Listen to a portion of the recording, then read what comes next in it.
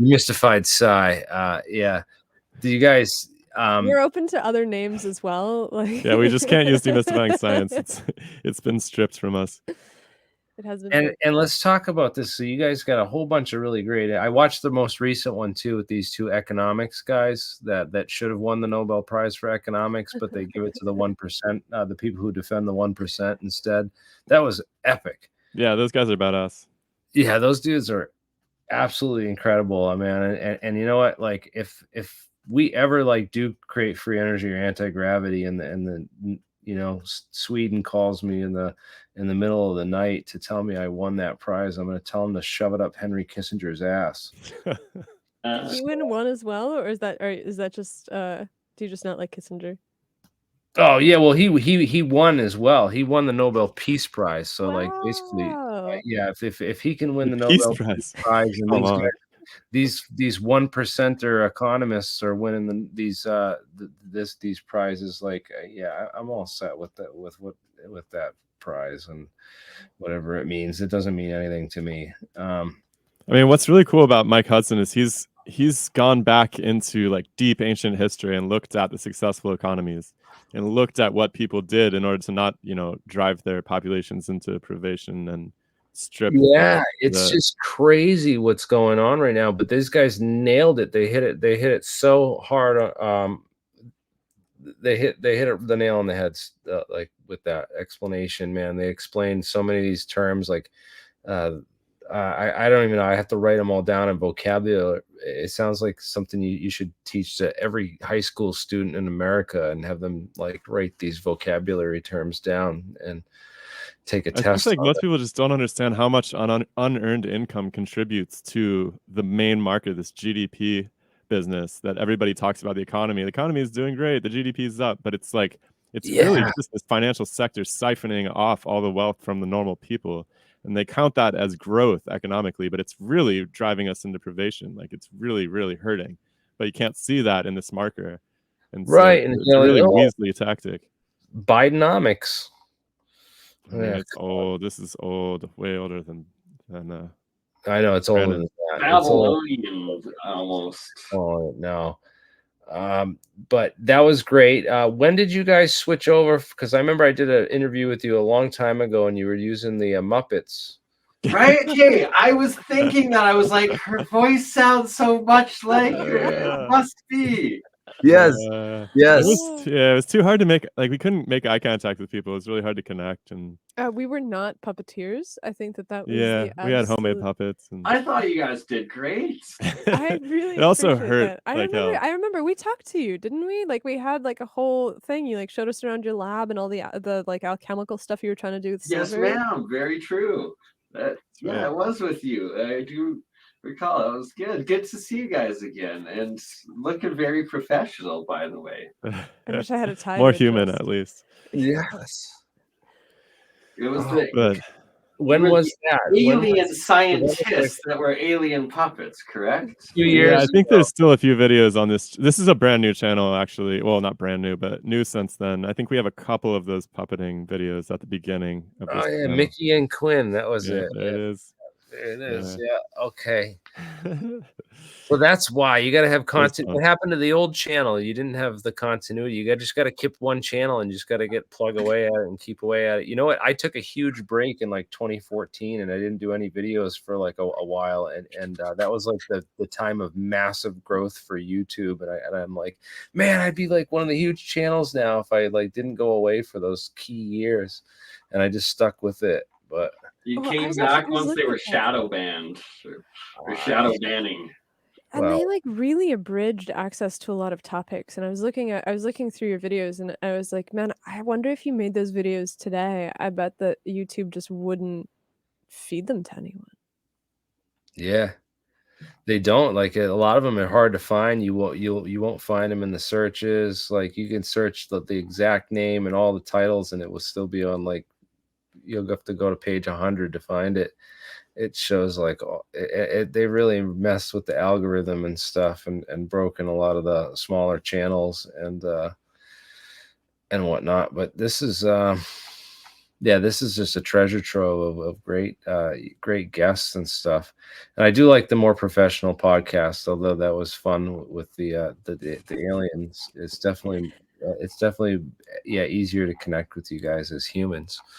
It just gave it a weird vibe because everybody thought it was a children's show, and so we'd have these people that were working on really complex science, and they would show up and they would think that they were having like PBS Storytime or Sesame Street or something. That's fair. That's Yeah, I could So what I was think it? it was hardest on the guests, and it was very difficult to try to find new guests and try to break their hearts with the fact that we were going to be puppets, and it just wasn't worth it. I just remember Pierre Marie, who's basically our science dad at this point. Saddest dad. We had him on for I think 8 hours, and we talked to him, and he told us everything about solar physics. And then afterwards, he called us, and he was like, "You have to stop the puppets. Like, you can't keep doing this." Yeah. You're like, if you were deformed, I could understand, but you guys aren't deformed. They're good-looking people, right? Like, yeah. Yeah. No. I've got another name though for your podcast. If you do want to change it, you could say The Science Between Two Ferns. Are these ferns? I guess so. Palms, technically, we actually debated for a long time if we should guess do the they are. palms because they were so it could be seen as derivative, but they were the only plants available at Home Depot. I do love that show though, for what it's worth. Yeah. We cannot rival it. We actually we have to Rival it on a constantly rotate science them out. sense. What was that? I mean, yeah, it's funny because maybe we thought about calling our show Science Dicks because we just bring on physicists and pick on them or something. I guess that would be closer to Between Two Ferns. Yeah, it's like it's Sesame Street for physics.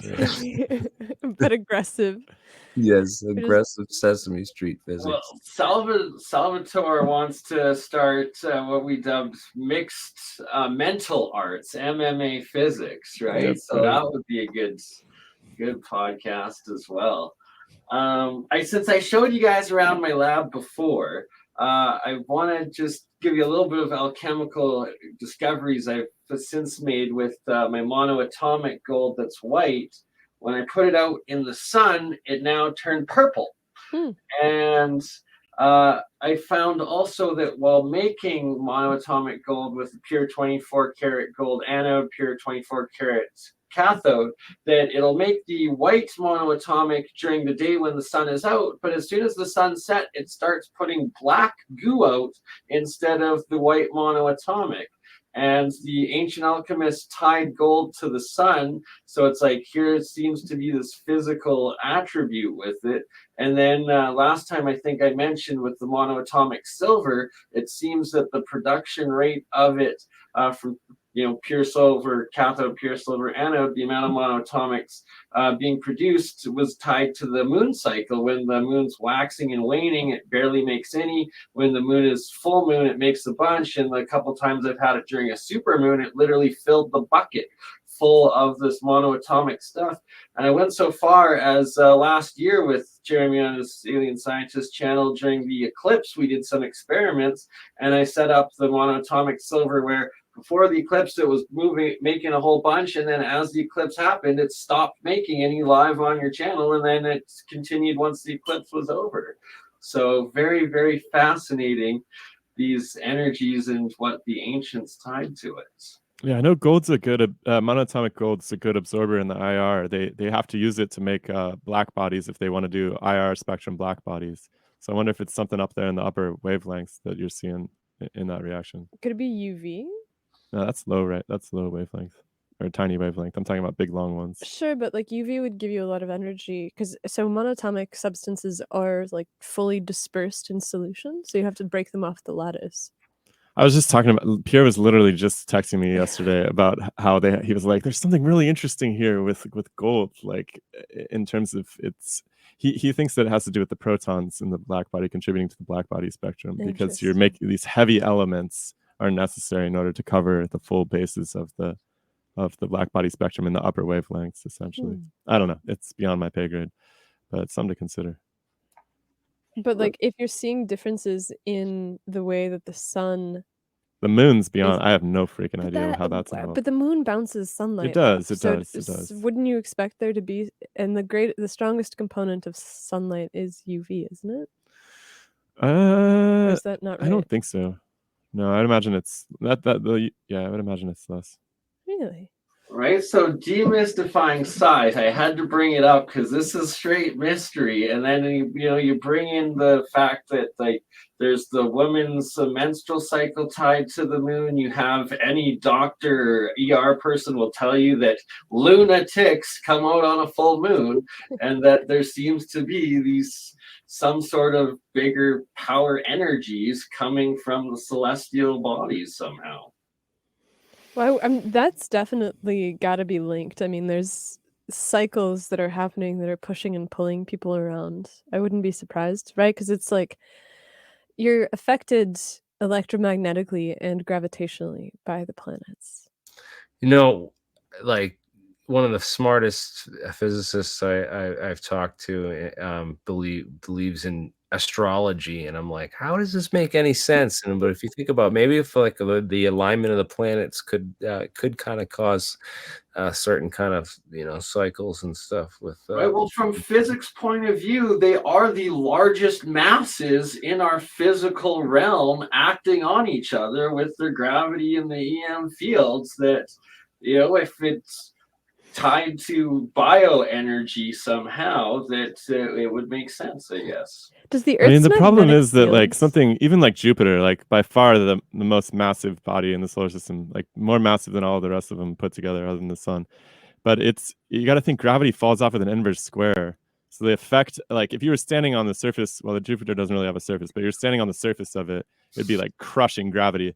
But the effect of that gravity on us here on Earth is like, I don't want to put a number out, but I think it's something like 1/60,000th or something. It's like an incredibly low force, basically.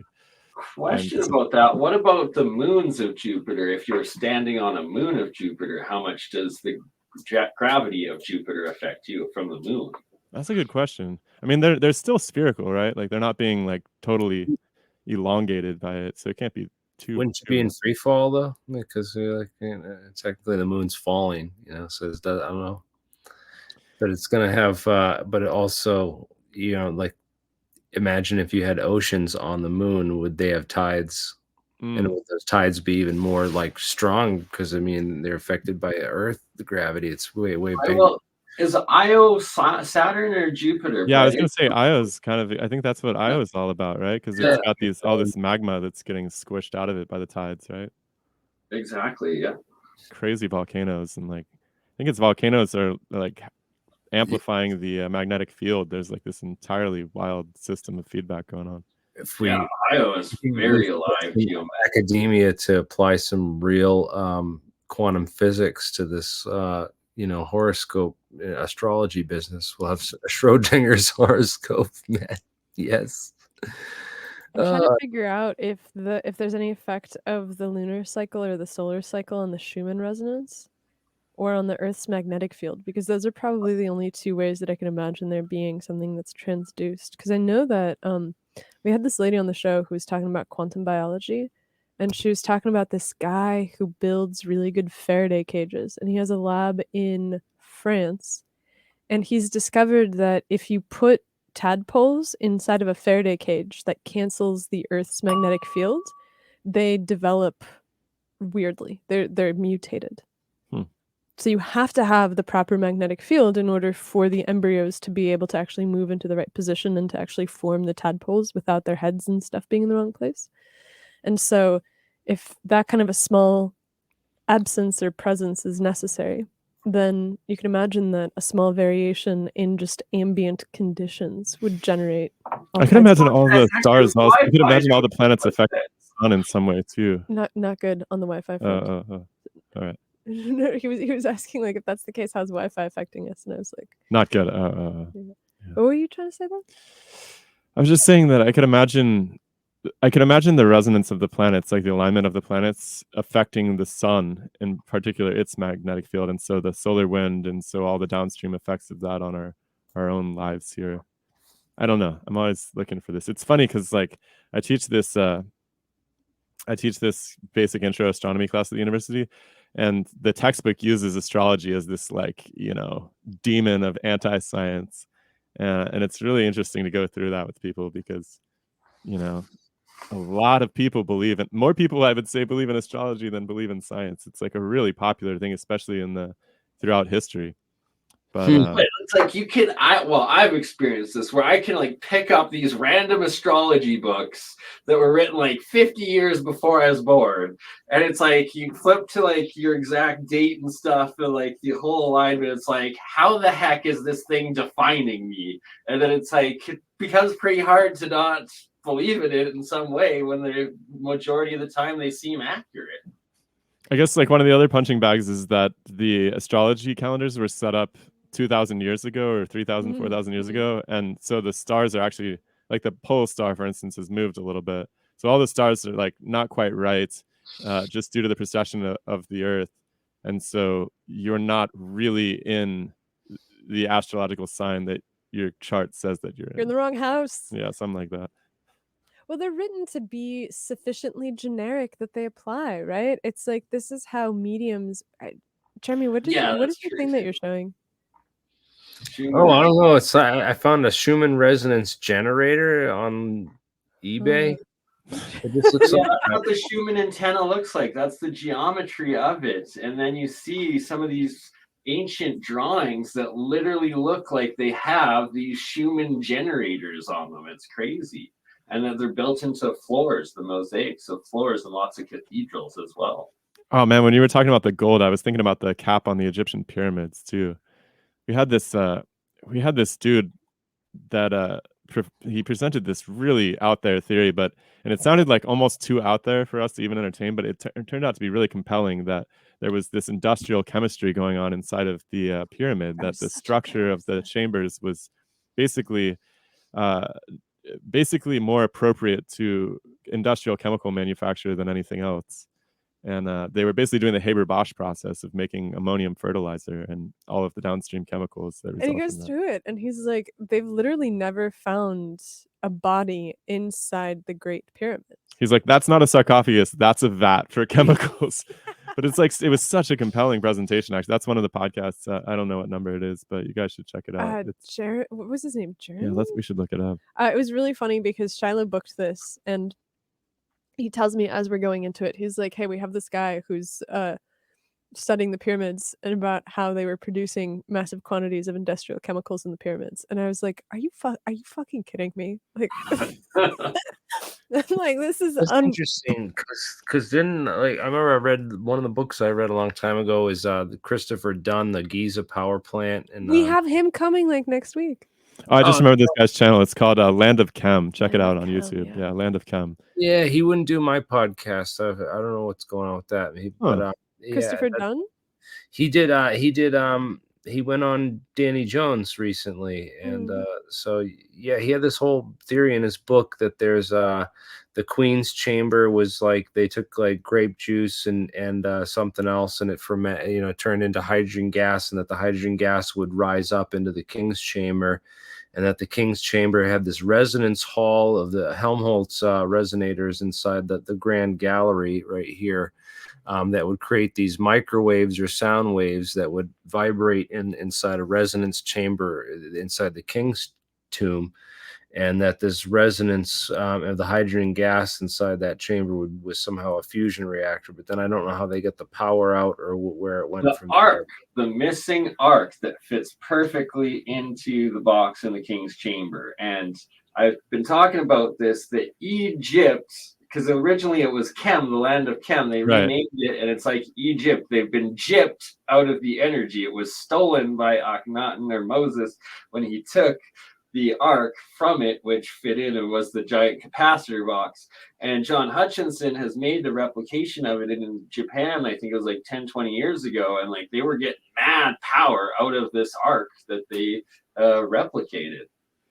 Interesting. I mean, God knows how old that thing is, right? It's like, how do you even date a bunch of rock? What's the does anybody know the standard way that they give the pyramids their date? They find wood. You find wood They find wood that's like buried in the pyramids from their themselves. So they construction. date it by the kings that they claim, or the pharaohs they claim that were buried in it, right? There's a king list, but in addition to the king list, they also have radiocarbon dated wood that they believe was used as scaffolding in the construction. Mm. And so somebody made the really good point the other day where they